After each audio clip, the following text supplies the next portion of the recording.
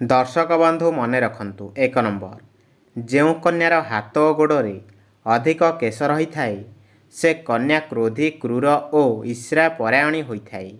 2 number, ଯେଉଁ କନ୍ୟାର ନାକ ତଳକୁ କେଶ ରହିଥାଏ ସେ କନ୍ୟା ଉଚ୍ଚ ଅଭିଳାଷୀ ହୋଇଥାଏ।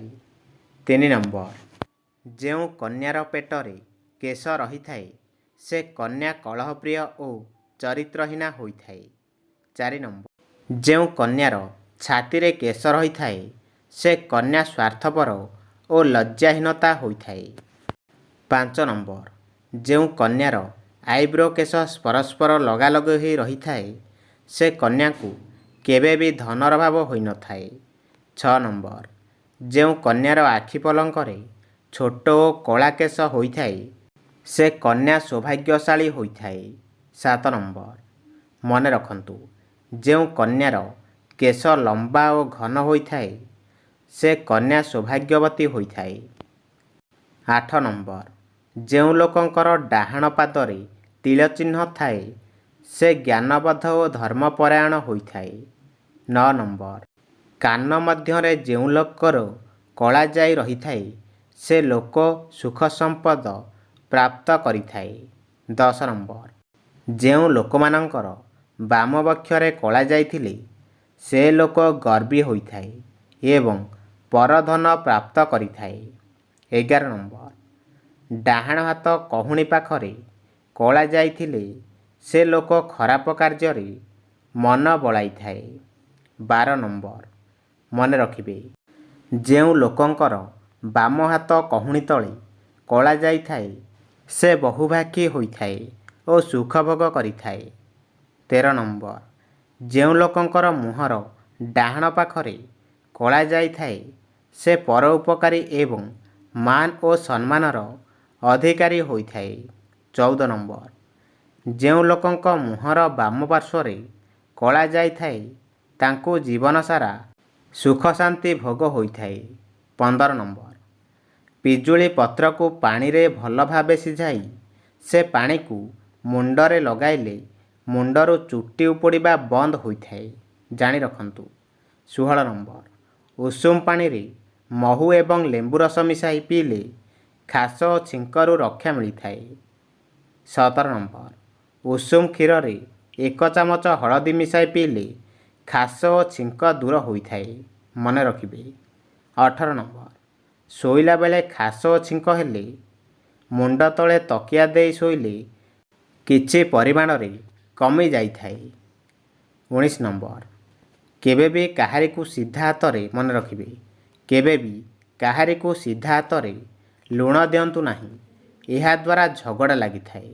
20 ନମ୍ବର, ପ୍ରତ୍ୟେକ ଦିନ ପାଣିରେ ଲୁଣ ପକାଇ ଘର ପୋଛିଲେ ଭାଗ୍ୟରେ ପରିବର୍ତ୍ତନ ହୋଇ ସୌଭାଗ୍ୟ ଆସିଥାଏ। 21 ନମ୍ବର, ଟିକେ ଲୁଣ ନେଇ ମୁଣ୍ଡ ଚାରିପଟେ ବୁଲାଇ ବାହାରକୁ ଫିଙ୍ଗିଦେଲେ ଅଶୁଭ ଦୃଷ୍ଟି କଟିଯାଏ। 22 ନମ୍ବର, ସପ୍ତାହକୁ ଥରୁଟିଏ ମିଶ୍ରିଯୁକ୍ତ କ୍ଷୀରି ପରିବାରରେ ସମସ୍ତେ ଏକାଠି ଖାଇଲେ ଲକ୍ଷ୍ମୀ ପ୍ରସନ୍ନ ହୋଇଥାନ୍ତି। 23 ନମ୍ବର, ଯଦି ଆପଣଙ୍କ ଘରେ କୌଣସି କାର୍ଯ୍ୟ ହୋଇପାରୁନଥାଏ ତେବେ ପାଇଖାନାରେ ଗୋଟିଏ ମୁଠା ଲୁଣ ସବୁଦିନ ପକାନ୍ତୁ। 24 ନମ୍ବର, ଯଦି କୌଣସି ଶୁଭ କାର୍ଯ୍ୟରେ ଘରୁ ବାହାରୁଛନ୍ତି ତେବେ ଗୋଟିଏ ଲେମ୍ବୁରେ 4ଟି ଲବଙ୍ଗ ପୋତି ସାଙ୍ଗରେ ନେଇଗଲେ ଶୁଭ ହୋଇଥାଏ। 25 ନମ୍ବର, ଯଦି ଆପଣଙ୍କର କୌଣସି କାମ ହୋଇପାରୁନଥାଏ କିମ୍ବା ଅଟକୁଥାଏ ତେବେ ଗାଈ କାନରେ କହିଦିଅନ୍ତୁ ନିଶ୍ଚୟ ହେବ। 26 ନମ୍ବର, ଗର୍ଭାବସ୍ଥା ସମୟରେ ଚାଉଳରେ ହଳଦୀ ମିଶାଇ ଘର ଭିତରେ ପକାଇଲେ ସମସ୍ତ ଅଶୁଭ ଶକ୍ତି ଦୂର ହୋଇଥାଏ। 27 ନମ୍ବର, ଯଦି ପୁତ୍ର କିମ୍ବା କନ୍ୟାର ଜାତକରେ ମଙ୍ଗଳ ଦୋଷ ଥାଏ ତେବେ ମଙ୍ଗଳବାର ବ୍ରତ କଲେ ତାହା ଦୂର ହୋଇଥାଏ। 28 ନମ୍ବର, ଯଦି ବିବାହ ପାଇଁ ପୁତ୍ର କିମ୍ବା କନ୍ୟା ରାଜି ହେଉନଥାନ୍ତି ତେବେ ତାଙ୍କ ଶୋଇବା ଘର ଉତ୍ତର ପଟରେ କ୍ରିଷ୍ଟାଲ ବଲ୍ କାଚ ପ୍ଲେଟରେ ରଖନ୍ତୁ। 29 ନମ୍ବର, ଯଦି ପୁତ୍ର କିମ୍ବା କନ୍ୟାର ବିବାହ ହୋଇପାରୁନଥାଏ ତେବେ 13 ଦିନ ପର୍ଯ୍ୟନ୍ତ ଅଶ୍ୱତ୍ଥ ଗଛ ମୂଳେ ପାଣି ଦିଅନ୍ତୁ, ଶୁଭ ଫଳ ପ୍ରାପ୍ତ ହୋଇଥାଏ। 30 ନମ୍ବର, ଯଦି କନ୍ୟାର ବିବାହ ହୋଇପାରୁନଥାଏ ତେବେ ହଳଦିଆ କପଡ଼ାରେ ହଳଦୀ ବାନ୍ଧି କନ୍ୟାର ତକିଆ ତଳେ ରଖନ୍ତୁ। 31 ନମ୍ବର, ମଙ୍ଗଳବାର ଦିନ ଗାଈକୁ ମସୁର ଡାଲି ସହିତ ଗୁଡ଼ ମିଶାଇ ଖାଇବାକୁ ଦେଲେ ସମସ୍ତ ମନସ୍କାମନା ପୂରଣ ହୋଇଥାଏ। 32 ନମ୍ବର, ସକାଳୁ ଉଠି ଗଣେଶଙ୍କ ଉପରେ ନାଲି ରଙ୍ଗର ଫୁଲ ଚଢ଼ାଇଲେ ଘର କରିବା ମନସ୍କାମନା ପୂରଣ ହୋଇଥାଏ।